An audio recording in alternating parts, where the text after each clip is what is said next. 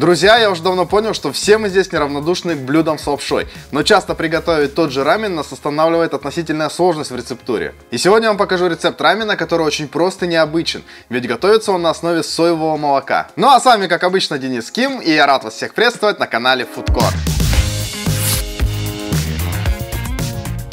Итак, сегодняшнее блюдо, как вы уже поняли из названия, это рамен, наваристый бульон для которого готовится на основе соевого молока. Сразу скажу, не удивляйтесь, для Юго-Восточной Азии использование как соевого, так и обычного молока в таких блюдах вполне нормальное явление. Главное, что результат получается очень вкусным. Если под этим видео мы наберем 5000 лайков, то я покажу сразу 2 вкусных рецепта раменов на обычном молоке. Окей? Ну давайте приступать к готовке. На экране представлены все необходимые ингредиенты. Ставим видео на паузу, делаем скриншот и идем в магазин. Также этот список есть и в описании под видео. Там же вы найдете ссылочки на мои социальные сети и телеграм-канал. Готовим на 2 порции. Итак, начнем сразу с мяса, потому что его нам нужно будет немного помариновать. В общем, мясо нарезаем на небольшие и тоненькие кусочки поперек волокон. Сильно толстыми кусками не нарезайте. Должны быть примерно вот такие кусочки.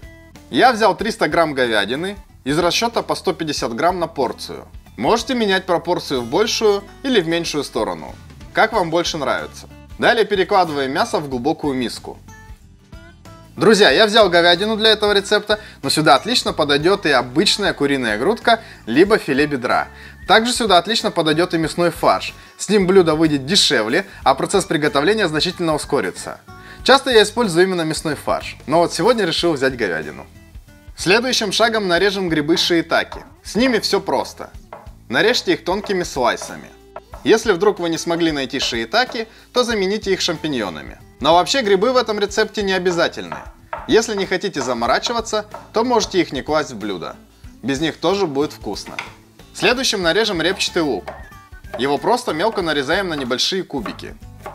Репчатый лук в этом блюде тоже не обязателен, но лично я люблю, когда он есть и слегка похрустывает на зубах. Чеснок мы просто измельчаем. Можете сделать это с помощью ножа, а можете с помощью чеснокодавки. Зеленый лук мелко шинкуем. Добавлять мы его будем в самом конце. Теперь замаринуем говядину.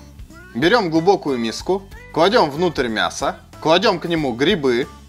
Теперь добавляем 3 столовые ложки соевого соуса, выжимаем сок лимона. Его нам нужно примерно 1,5 столовые ложки. Если нет лимона, можете заменить на рисовый или яблочный уксус. Далее добавляем 1 столовую ложку кунжутного масла, 1 столовую ложку пасты кочудян, либо перцовой пасты дубанджан. Измельченный чеснок. И теперь все хорошо перемешиваем. Накрываем пищевой пленкой и оставляем так на 20-30 минут. Пока мясо маринуется, сварим лапшу. Лапша нужна пшеничная. Рисовая или крахмальная не подойдет. Можете, кстати, использовать лапшу от рамена. Кладем ее в кипящую воду и варим так 5 минут. Регулярно помешивайте. После того, как лапша сварится, достаньте ее и промойте под холодной водой, чтобы остановить процесс варки и сделать ее более упругой и эластичной. Итак, времени прошло достаточно. Разогреваем сковороду. Добавляем 2 столовые ложки растительного масла.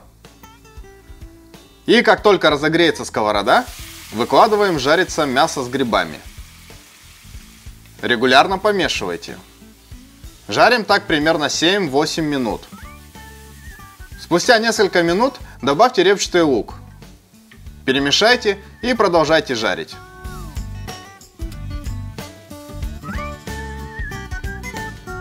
Друзья, репчатый лук можете класть в начале жарки.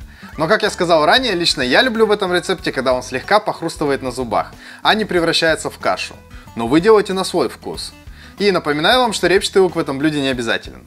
Итак, мясо хорошо поджарилось. Теперь самое время заняться бульоном. Его делать очень просто. Ставим кастрюлю, вливаем в нее 400 мл соевого молока.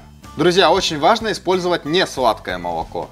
Далее добавляем 200 мл воды, половину столовой ложки приправы дашида, ну либо можете бросить кубик куриного бульона.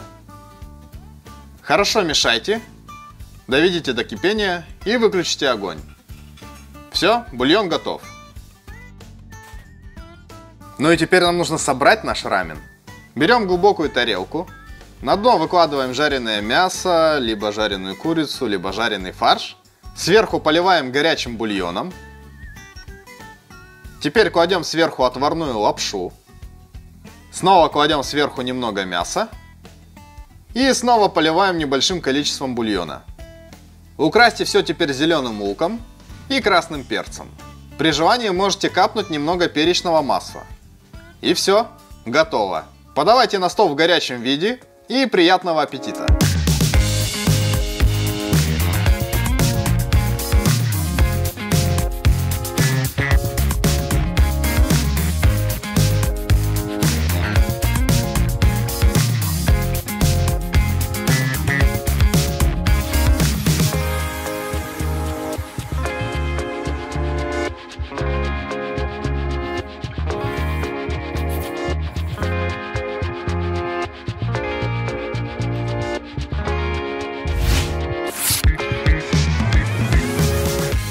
Друзья, рецепт очень простой и очень вкусный. Обязательно попробуйте, я уверен, вам понравится. Вообще, если вычесть все необязательные ингредиенты, а мясо заменить на фарш, то блюдо получается еще проще, а вкус остается не менее потрясающим. Если вы предпочитаете курицу, то тоже обязательно попробуйте приготовить вариант с ней. Надеюсь, видео вам понравилось. Не забудьте поставить ему лайк и написать какой-нибудь комментарий. Любая ваша активность помогает моему каналу в развитии и дает мне мотивацию снимать дальше для вас вкусные рецепты. Ну а с вами, как обычно, был Денис Ким. Спасибо вам большое за просмотр.